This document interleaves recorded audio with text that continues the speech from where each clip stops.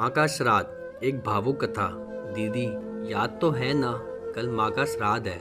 हमने बड़ी पूजा रखी है उनके आत्मा की शांति के लिए, इसलिए आपको सहपरिवार के साथ आना ही है। रूही अपनी ननद कोमल को फोन पर कहती है।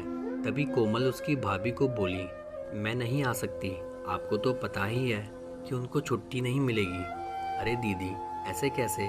माँ के जवाई और बेटी उनके श्राद्ध में नहीं आएंगे तो उनको शांति कैसे मिलेगी? इसलिए आपको आना ही पड़ेगा। बाकी मुझे कुछ भी नहीं पता। इतना बोलकर रूही ने फोन रख दिया। इधर कोमल पुरानी यादों में खो गई। जब उसके पापा की मृत्यु हो गई थी तभी कोमल अपने मायके गई हुई थी। कोमल की माँ बोली, बेटा तुम्हारे पापा मुझे छोड़कर अकेले ही चले गए। पता नहीं अब किसके आधार पर छोड़ के गए। माँ कोमल के गले लगकर रो ही रही थी। तब कोमल बोली, यह सब लोग तो है ना, भैया भाभी और बच्चे, तो चिंता क्यों करती हो? कोमल कई दिनों तक अपनी माँ के पास रहकर आई थी, लेकिन हमेशा ज़्यादातर फ़ोन पर बोलना होता था। कभी कॉल पर तो कभी वीडियो कॉल पर बोलना होता था। बेटा क्या बनाया तूने? एक दिन माँ ने वीडियो कॉल पर पूछा। माँ आलू की सब्जी और रोटी बनाई है, कोमल ने जवाब दिया।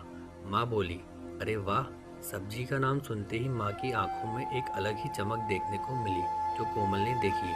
तभी कोमल माँ को बोली, माँ तुम्हें खाने का मन हो रहा होगा तो भाभी को बोलो बना कर दे। कोमल हंसते हुए माँ से बोली।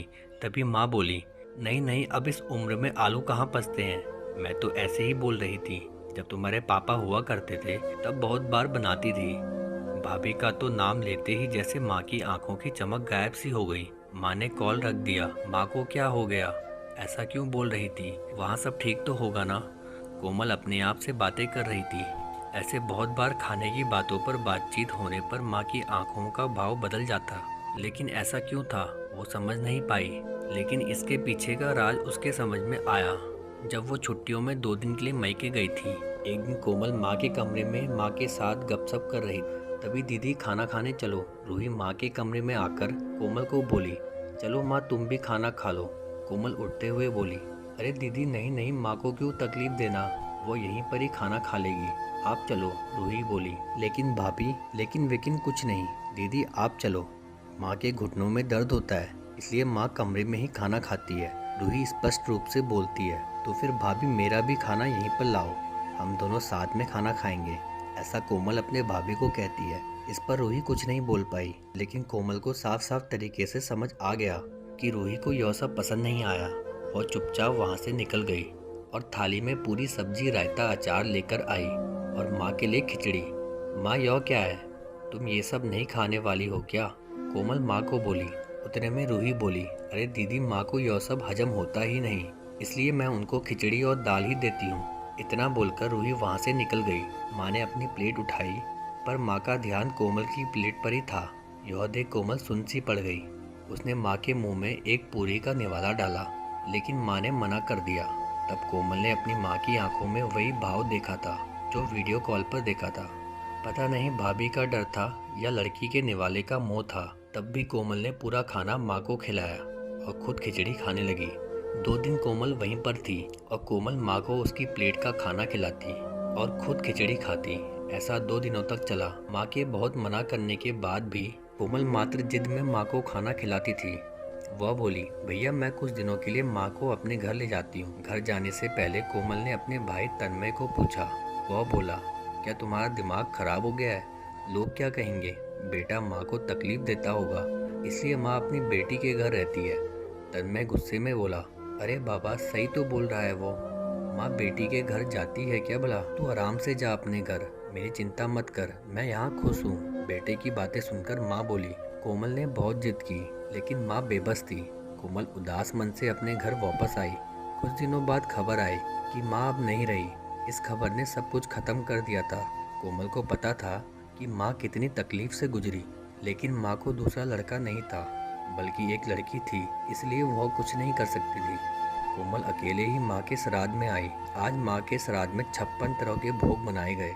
सब लोग मजे से खा रहे थे। लोगों ने रूही और तन्मय की वाहवाही करने में कोई कसर नहीं छोड़ी। दुनिया में सबसे अच्छा बेटा और सबसे अच्छी बहू कह रहे थे उन्हें। माँ के गुजर जाने के बाद इतना विचार कर रहे हैं, तो माँ जिंदा थी तब कितनी सेवा की होगी दोनों ने।